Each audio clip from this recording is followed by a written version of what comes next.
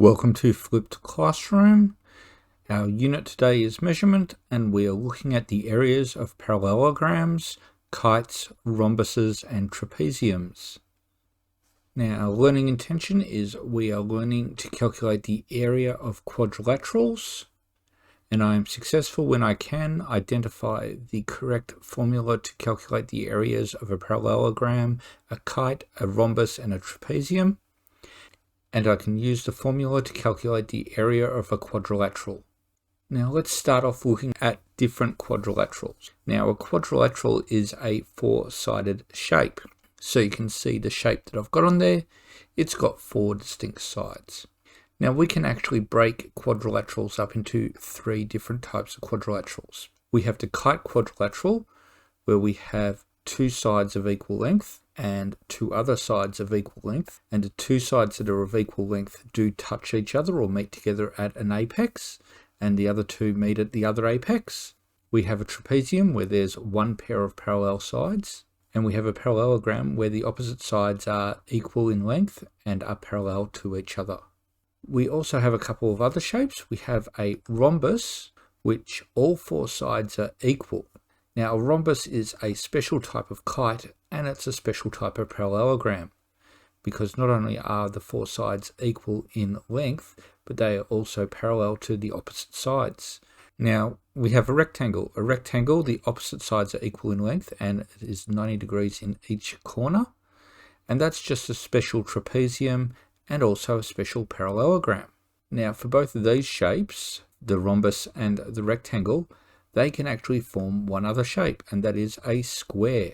So a square is a special rhombus and a square is a special rectangle, because all four sides are equal, like in a rhombus.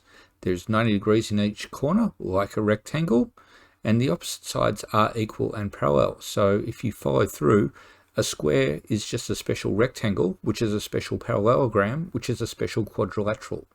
Let's look at some of the shapes and the formulas.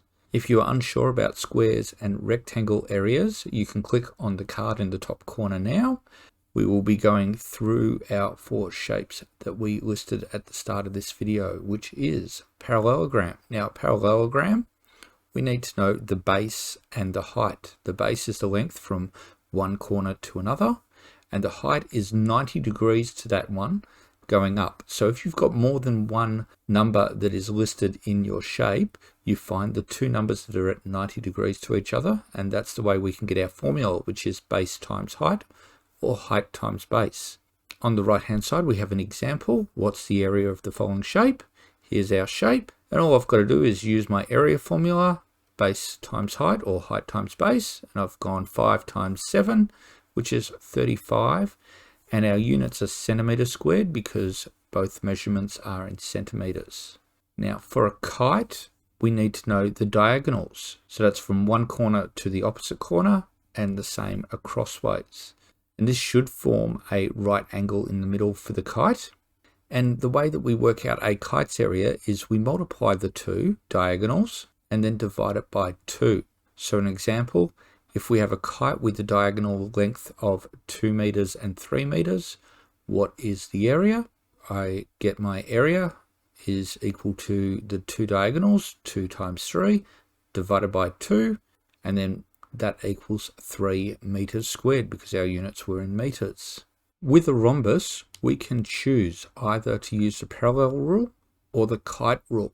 So if we know the base and we can work out the height, which is 90 degrees to one of those sides, we can use that one. Otherwise, we use the kite rule where we need to know the two diagonals. Generally, we'll look at the kite rule for most of our problems.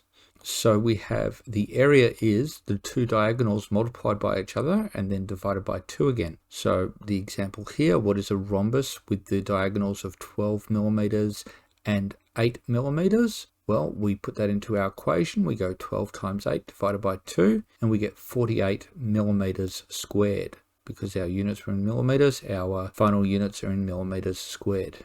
The trapezium, it's also called a trapezoid. We work out the average of the two parallel sides and then multiply by the height. So our calculation for that is height times a plus b all divided by 2.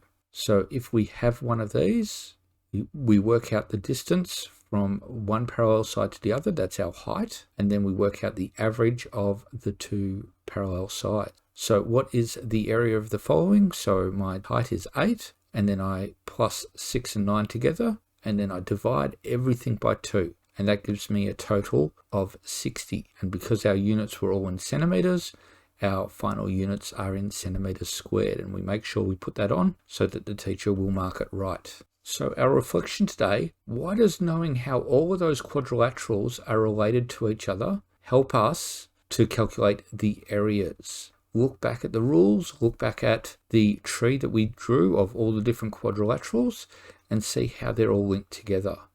As always, like the video and subscribe for more maths videos.